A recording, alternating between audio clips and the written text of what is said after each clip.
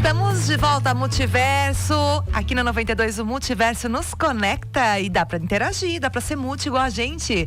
Manda um WhatsApp pro 984410010. Vou repetir, 984410010.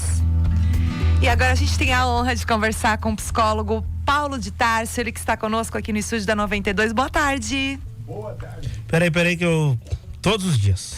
Agora vai. Ele não sabe apertar o botão do microfone ali, ó. E parece que eu não liguei ainda. Vai, Paulo. Paulo, arruma o microfone na tua frente, Paulo. Tu é um cara do rádio. É a primeira vez que eu tô no rádio. Paulo, tu é um cara do rádio, tu é um cara que... É a primeira vez, cara. Agora a gente vai poder te ouvir. Vez. Isso aqui é pra botar no ouvido. Isso aí tu bota no ouvido? Pode, fone de ouvido. Eu tô nervoso. Vamos lá, Paulo. Vamos lá. Muito obrigado. Que bom. Tu só 20 anos. E o choque também tá começando hoje, mas tá tudo certo. Sabe que eu vinha pra cá e eu peguei uma discussão assim do tipo que o Choque conhece todo mundo. Né? Mas aí eu vou ter que defender o meu amigo porque eu conheço o Choque já faz mais de 10 anos. Né? Então... Mas isso é um elogio assim daqueles, porque pro jornalista, né, para nós comunicadores, isso é uma maravilha, porque a gente vive de relacionamentos, né, Paulo? Exato, mas a vida é relacionamento. É relacionamento, né? Em todas as profissões, né? A gente precisa ter essa troca. Eu tenho um amigo chamado Leandro Benincá, que provavelmente vocês conhecem, educador financeiro e tal, isso. Meu professor. Ele fez uma arte uma vez, que tem uma teoria que diz que tu consegue se conectar com qualquer pessoa do mundo com 7 apertos de mão. Sim. E ele fez uma arte que me colocava como 3. Tipo assim, tinha 2 até chegar em mim e 2 depois, assim, e 1 depois, acabou. Fernando, tu quer ver a comprovação disso?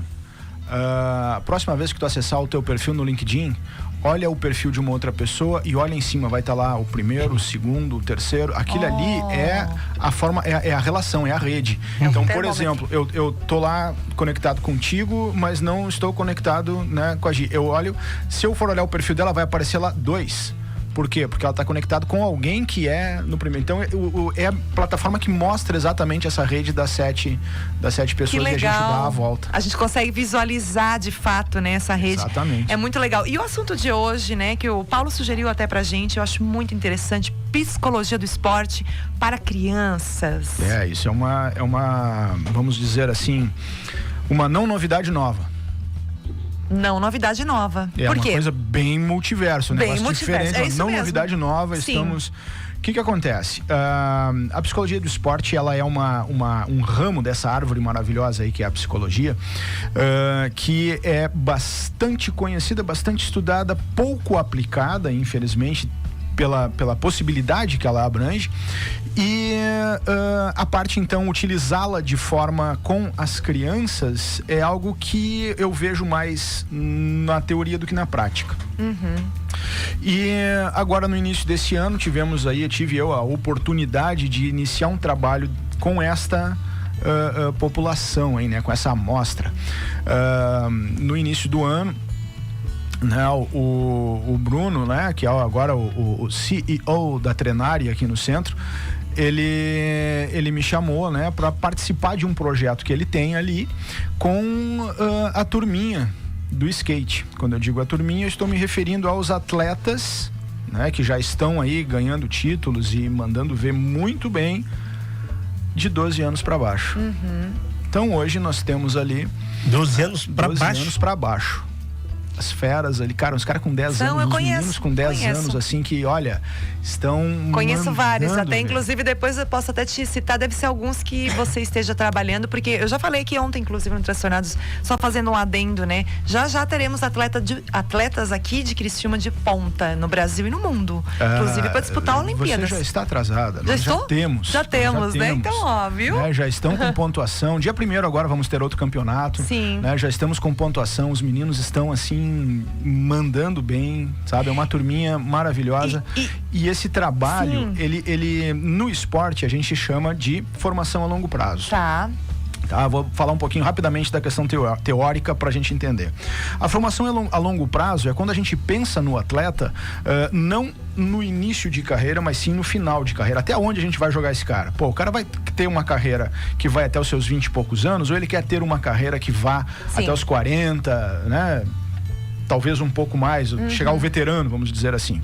Quando a gente fala, nós temos 2 caminhos. O trajeto normal, que aí existe toda uma pressão no atleta, não importa a idade, existe toda uma pressão, existe toda uma cobrança, existe toda uma busca pelo resultado naquele momento. E existe a formação a longo prazo que faz um trajeto contrário. Então, o que seria um dos objetivos da formação a longo prazo? Lembrar, principalmente a família, que aquele menino, aquela menina que tem 10, 11, 12 anos, é uma criança de 10, 11, 12 anos. E aí a gente precisa observar, né? Uma criança de 10 anos, ele está adentrando ao mundo do esporte. Está conhecendo, ele está aprimorando e recebendo as suas habilidades. Ele muitas vezes ainda vai ter dificuldade de repetir movimentos. Sim. Por isso que a gente tem tantas atividades diferentes nas aulas de educação física nos colégios. Que é um momento de descobertas, né, Paulo? Ele está fazendo tudo isso, inclusive a questão espaço, né? A questão motricidade, a criança está se desenvolvendo. Então, um menino que tem 10 anos, ele precisa, né, fazer outras tantas atividades, outros esportes para conseguir desenvolver o seu corpo de forma a ter aquela memória muscular, aquela agilidade que precisa no esporte, não importa qual. Tá? Existe aquele momento que é o de acesso, de apresentação ao esporte, é a entrada. Né? Aqui nós observamos o quê? Nós temos atletas que estão nessa fase, mas já têm uma capacidade absurda. Sim. Sabe? São prontos, assim. Mas a gente precisa lembrar em outros momentos aí, então, a questão do tipo... Precisamos proteger da pressão do campeonato, precisamos manter uma visão do tipo criança, né? Como é que a criança se desenvolve, né? Como é que acontece com a criança nessa etapa, nessa idade? A criança nessa idade ela ainda está com a sua personalidade mesclada com a dos pais. Sim. Então, se tu vai fazer uma pergunta para a criança, é muito interessante. Às vezes tu vê ela gesticular, ela abrir a boca e trazer as palavras, mas tu tá vendo o pai ou a mãe falando. Sim. Né? E isso acontece por quê? Porque a personalidade dela ainda está atrelada dos pais. Tu sabes, né, Paulo? Eu tava debatendo recentemente a própria psicologia no esporte, isso para adulto, ver seleção brasileira, é algo que os próprios profissionais da sua área vêm lutado há muito tempo, porque a necessidade, a importância, além do preparo físico, muito importante o preparo mental. E você tá falando isso para crianças, eu acho muito interessante e bem de vanguarda, né? Hoje você observa alguma diferença, né? Você que tem uma experiência grande, né? Mas a questão das crianças de hoje, a geração de hoje, que sempre se diz que é uma geração um pouco diferente, uma geração assim, assado, sem paciência, tal, tem a questão do ambiente virtual. O que você observa dentro desse contexto, nessa sua área, de campo de trabalho? Tu sabe que eu vejo mais dificuldade na geração anterior. Ah, é? O problema muitas vezes porque, entenda assim, a criança ela vem buscar aquilo que ela precisa no adulto. Então muitas vezes o problema está no adulto que não consegue entregar aquilo que a criança precisa. Eu lembro assim, né? Eu sou novinho, né? Eu tenho um pouquinho de idade aí, né? O Fernando chegou a dar uma calada no jovem. Novinho, né? E eu lembro assim que lá no início da década de 80, o que a gente ouvia, o que escutava-se bastante não pode jogar muito videogame porque vai dar problema. Né? Vai dar problema. Videogame hoje, né? Jogar videogame é profissão, jogar né, videogame no início dos anos 80. Cara, eu joguei o telejogo em 78. A gente já tira aí a conta aí pra tu usar. Sim, era assim mesmo o discurso. Telejogo, né? Cara, conheceu o telejogo? Eu conheci o telejogo por causa de um documentário da Netflix. Eu joguei telejogo. Cara, saca só, eu tenho um amigo que ele é professor de artes marciais, ele tava uma vez comentando comigo, eu fui assistir uma aula dele, e ele me mostrou uma menina e ele disse assim, essa menina aqui, ela treina comigo a arte marcial aqui na segunda-feira, na terça-feira ela tá no balé, na quarta ela tá na natação, na quinta ela vai pra ginástica e sexta-feira é o dia de descanso dela. Acaba que eu parabenizo a mãe da menina que de alguma forma tenha tentado colocar a menina numa atividade física, alguma coisa para contraturno, alguma coisa assim. Mas isso não acaba criando uma criança... Excesso, né? Talvez. De atividades. Uma criança extremamente competitiva, porque ela tá em ambientes competitivos de segunda a quinta. Entenda assim, Fernando, aí entra uma situação. Primeiro, eu não sei qual é a idade dessa menina. Sim. Tá? A menina tinha 9 anos. Tá, então ela não está num ambiente competitivo. Ela está adentrando ao esporte. Vamos pensar que as coisas ocorram da maneira correta, certo?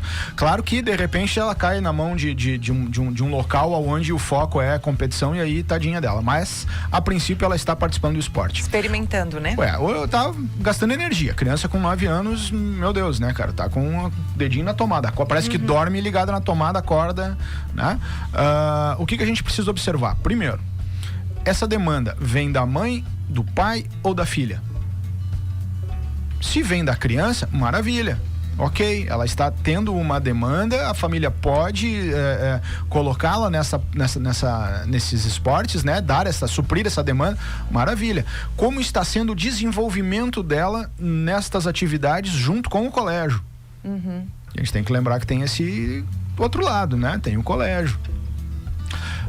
Tá tudo ok? Maravilha. Ela está tranquila ou quando chega na sexta-feira ela dorme o dia inteiro? Final de semana ela tem energia ou ela dorme o dia inteiro? Entende? Tem que ir cuidando, tem que observar o estresse da criança. Eu com 9 anos, eu não fazia nenhuma atividade física e dormia o dia inteiro.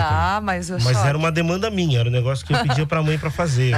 Mas aí é o fora da curva, né? Mas aí eu cheguei a competir um tempo, eu nadei quando eu era criança e eu cheguei a participar de umas competições na minha academia mesmo.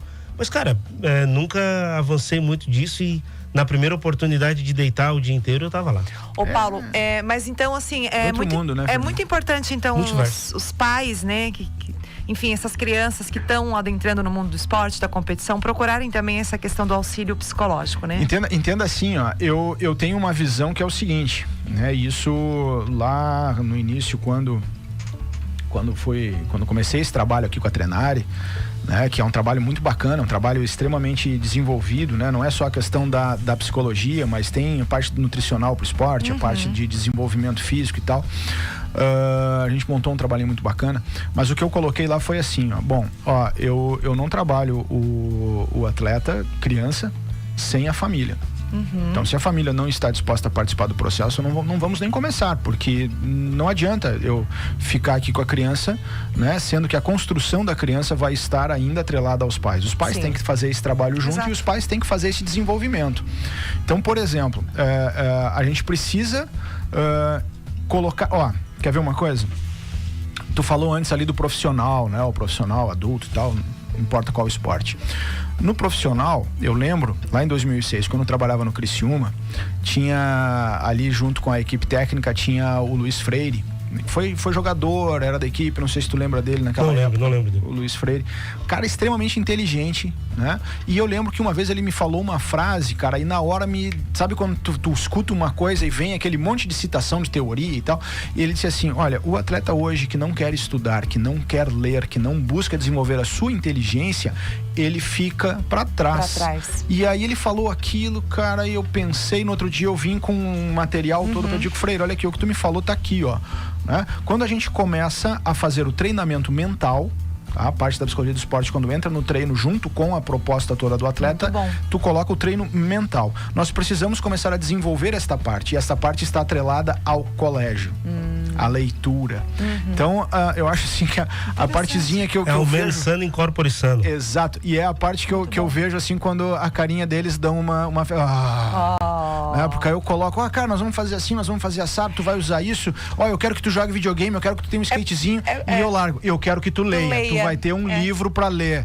E aí, tu tem que botar a família, né? Olha, você tem que ler também, você tem que lá ver um livro, você tem que ir atrás, tem que colocar isso pra funcionar. Porque era vendida a imagem, né? Antigamente, que era assim, né? Aqueles colégios americanos. A turma dos atletas, a turma de quem lia, a turma de quem dançava, a turma de quem fazia, né?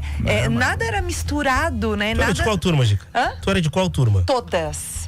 Aquariana, todas, né? Então era atleta, mas ao mesmo tempo era mais estudiosa, mas ao mesmo tempo tava lá no clube de teatro, tava dançando, tava sendo líder de classe, era assim. A Gica era o choque no multiverso. Eu fazia a mesma coisa. Eu fiz um curso de tapeçaria na escola onde eu estudava. Só. Abriram um dia lá, o dia que eu não tinha nada. Garanto que era assim, vai ter um curso aqui na hora da educação física. O Fernando foi o primeiro a pular. Então, agora eu vou te contar uma legal. Eu tenho dispensa de educação física da 7ª série pra frente. Eu tinha atestado pra não participar da educação física. Ô Paulo, acho que mas é uma situação... O trabalho com choque vai ser fazer a gente tem que fazer um trabalho mental nele pra fazer ele gostar de alguma prática de atividade física. Faz 1 mês e meio que eu tô caminhando todos os dias de manhã. Caminhando 5 km. A atividade física, ela sempre precisa ser adequada à vontade, necessidade e realidade. É isso aí. Eu tô falando da necessidade. Tá valendo já alguma coisa. Ainda não vejo. Já é alguma coisa. Tu sabe que existe uma... Só pegar esse gancho aqui, existe uma questão que é assim, ó. Atividade física, assim como o hábito da leitura ou qualquer outro hábito, ele tem um ciclo, né? Ele demora pra te pegar, demora pra fixar e virar algo assim, faz parte do cotidiano. Agora, pra perder... 3 dias. É, isso aí. 4 já era. Ai, Paulo. Foco, força e fé, então. Foi bom demais. Ô, Paulo, volta outras vezes. Gostei muito do nosso bate-papo. É só chamar. Vamos chamar mesmo. Paulo, você é o psicólogo do multiverso. Então tá bom. É bom porque daí a Vai. gente pode trazer um profissional gabaritado, um professor de curso superior, um cara que tem aí mais de 20 anos de carreira. Que fala e não bem, precisa fala pagar assim. também, né? Tá bom. Tá, ok. Tá bom, Paulo. Volte sempre, viu? É um prazer estar por aí. Intervalo, voltamos já, não sai daí.